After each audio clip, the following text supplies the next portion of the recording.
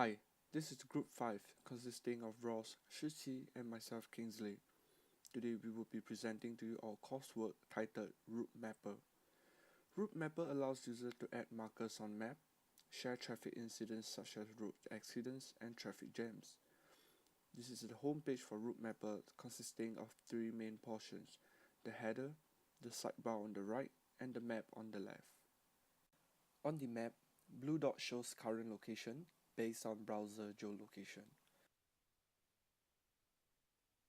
These yellow icons show users contributed traffic incidents.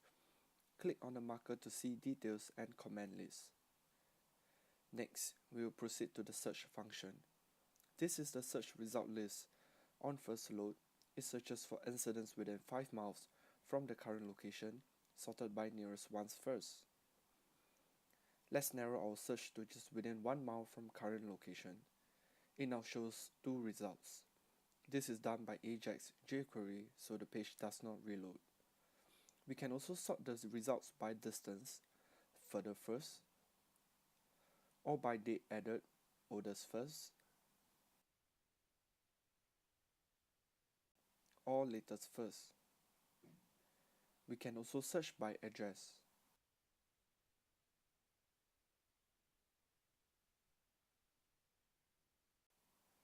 Or postcode.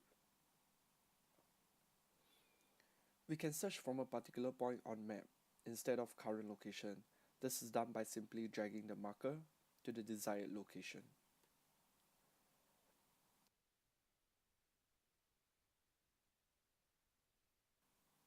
We can mouse over the icons and the maps will be panned to the selected marker.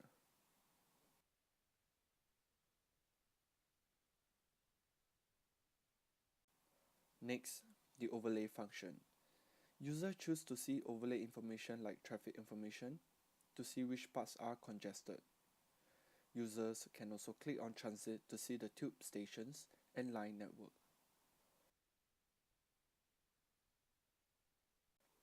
Now, we will proceed to select a marker. Notice that non-login user will not be able to comment on a marker nor flag it.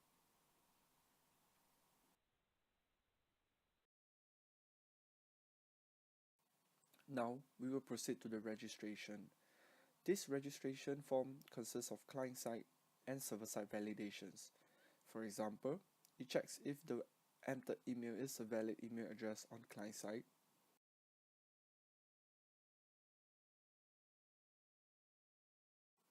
and if the email is unique on server-side validation.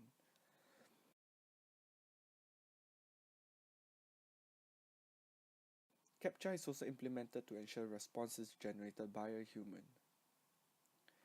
Now, we will proceed to log in as the newly created user. The most noticeable difference is the header, where the user's name will be displayed and user can change his or her profile picture. The profile picture shows up next to the command. We will proceed to change the profile picture. Login users can also add new markers. This is done by dragging the markers to the desired point and then entering the information required as shown.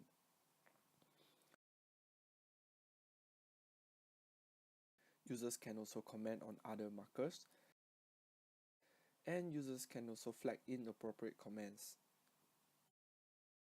Now we are going to log in as a moderator. Moderator has the same initial user interface as user, however a further control panel is accessible from the header bar. Clicking this takes us to the moderator control panel. This provides access to managing markers and comments. Here we can see there are 2 outstanding comments that need reviewing. Clicking this, we can view all the comments that have been flagged by users. The different columns give information on the comments.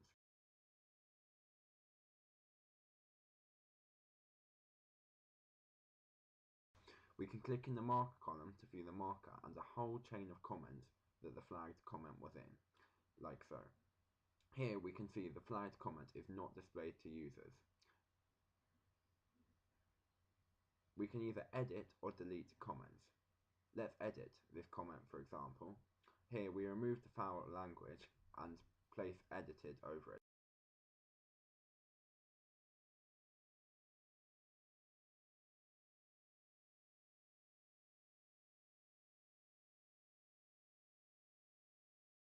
We can also delete comments like so.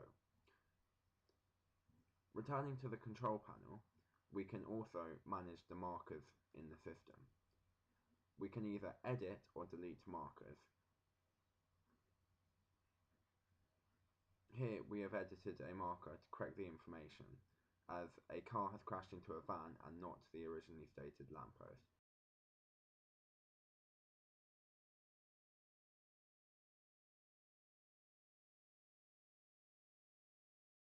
Now we are also going to delete a marker.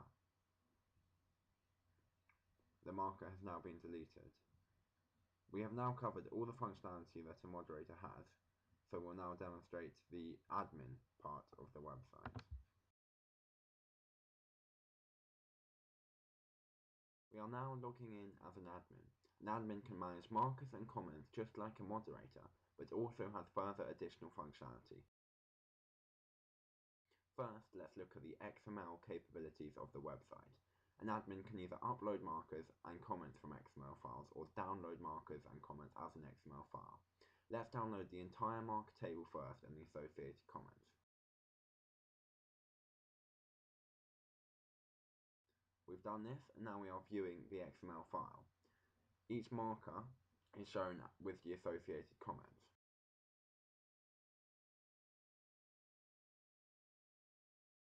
Now, let's go and delete all the markers from the database. This cascade deletes all associated comments. We have now removed all markers from the database. We can now go and upload the XML file we have just downloaded, and all markers and associated comments should be repopulated in the system.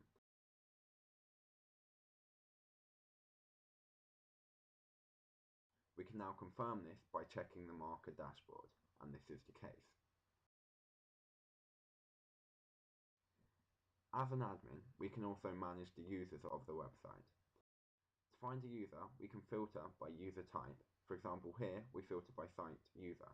We can delete users. For example, now we have just deleted a user, and we can also edit website users. Here we are promoting a user to the moderator user type, so when they now log in, they can access moderator functionality.